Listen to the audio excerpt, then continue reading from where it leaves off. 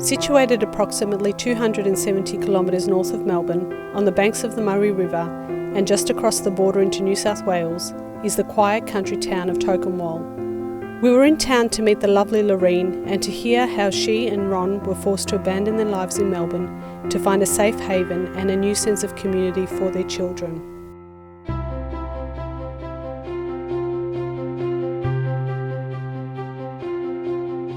It was a rainy Friday morning in Tocumwal when we arrived on the doorstep of Lourine Taylor's home with our camera crew. It may have been cold outside, but we were greeted with a great deal of warmth, making us all feel extremely welcome. From the moment we stepped into the Taylor house, we could feel the love and care in this home.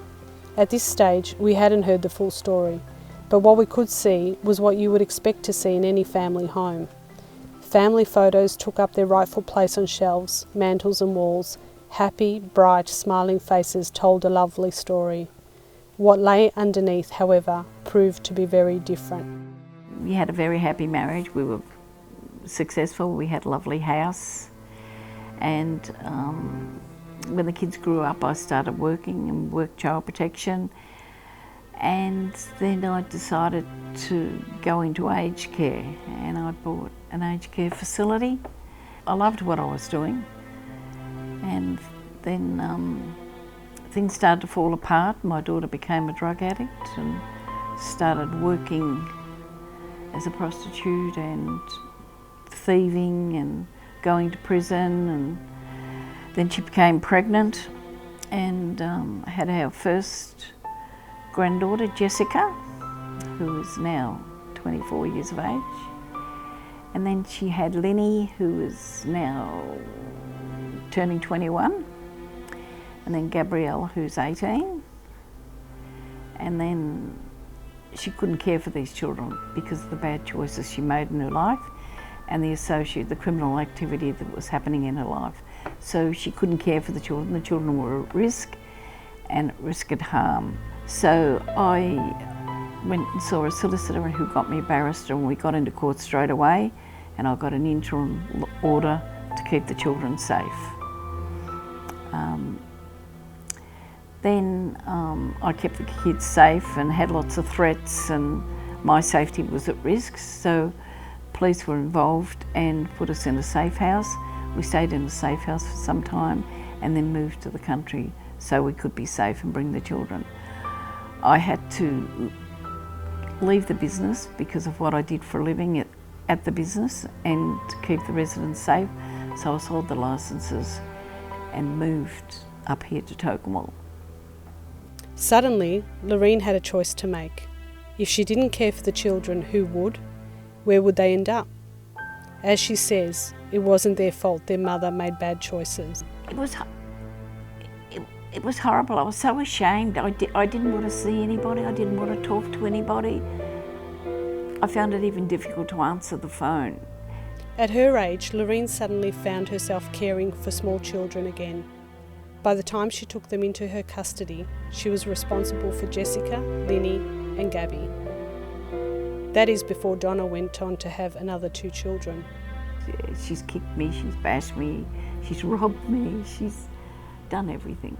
Yeah, there's nothing she hasn't done, nothing. Of all the children, Molly spent the most time with her mother. Unfortunately, much of that time was spent in prison. Not long after the youngest Mitchell was born, he and Molly were sent to live with their Aunt Michelle, before they too were left on Lourine's doorstep. It has been tough, and it has taken its toll on me. You lose your friends because they don't want to come, and especially if you've got a child that's disabled, they don't want to come and spend time with you. You get sick of people saying, oh, you're doing a good job. Is it your daughter? Is your daughter the mother? You've got a drug addicted daughter that's been in prison. Are you all like this? What about you? What about you? You know, there's a stigma that's attached to drug addiction and children from drug addict mothers. I suppose that's where I can understand how the kids don't want to be involved with her at all. I've never ever told them how horrid their mother is, just that she made bad choices. But they've seen it with their own eyes now that they got bigger. Mitchell's frightened of her. I did take the two kids over to see their mum, and she was all over Mitchell, kissed him on the head. We got in the car and he spat on his hand and washed his head.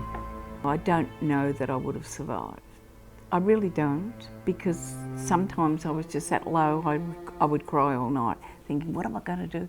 How do I make these kids feel good? What are we going to do? And I was op shopping. That's how we survived the first 2.5, 3 years. Yep. Until I got the blue book from Mirabel, then I grew. It's my Bible. So this book has everything in it. It tells you what you can access, what you can't, who to speak to, what to. So then we became involved with Mirabel, and somebody would come out and talk to me, and I then knew that I wasn't alone. This is a story about how organisations like the Mirabel Foundation and Kids Undercover work with families to keep them together and to keep kids from falling through the cracks and potentially living on the streets. I think the really major difference that Mirabel has from a lot of other organisations is it has a really great heart, and it supports the kids in a way that it's more of a friendship or a family that they're connected to. In addition to the supporting of the children, we also support the carers. In January or February 2006, Lourine called us, and so she called up to find out how to join for her 3 grandchildren that she had then. So at the time they were quite crowded in this house, and they needed an extra room. So through our connections with Kids Undercover. So Kids Undercover was founded 30 years ago by Ken Morgan, and our focus for that entire time has been really on the prevention of youth homelessness and keeping families together. We build 1 and 2 bedroom studios, like you can see here, with a bathroom in the backyard of family and carers' homes who have young people or a young person who is either experiencing or at risk of homelessness. So when a studio is in place, the young people residing in the studio or in the main home become eligible for our scholarship program, which is really important to keep young people connected to education. Without the support of Mirabel and Kids Undercover, the story for Lourine's grandchildren would have been very different. If they hadn't stepped in when they did, the sad truth is that these children could have become yet another statistic, without an identity and without a future. Mirabel, Kids Undercover, Centre Care, and all these workers. The speechies has known me since day one. These people keep me going.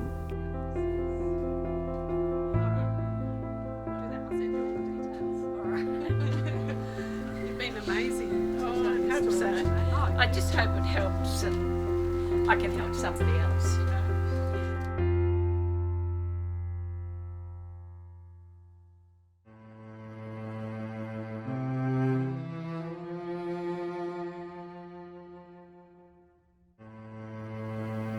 Homelessness is real and is a growing issue on the streets of Melbourne, and the underlying reasons for it are complex and varied. According to the 2016 census data, homelessness in Australia has risen by 14% in the last 5 years. 116,000 Australians are now experiencing homelessness. Shockingly, 2 in every 5 people are under the age of 25. That's 37% of the homeless population. The vast majority of homelessness is hidden. Young people who sleep rough, that is, on the streets, make up just 3% of the homeless population. 9% reside in boarding houses, 18% in supported accommodation for the homeless. The balance is reflected in 10% couch surfing and 59% living in severely overcrowded dwellings. Fortunately, there is hope, and it comes in the form of organisations like the Mirabel Foundation and Kids Undercover.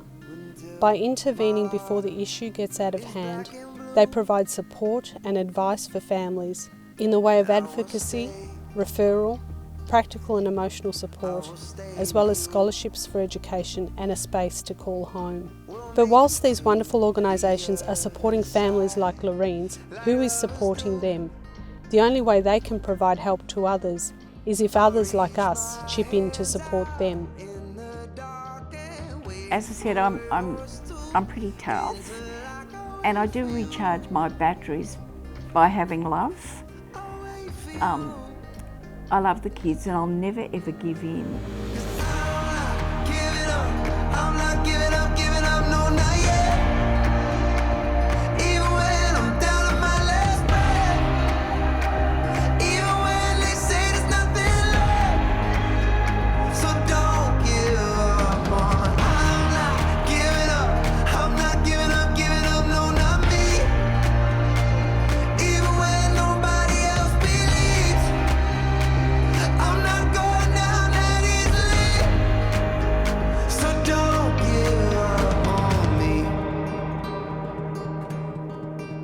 Now we'll hold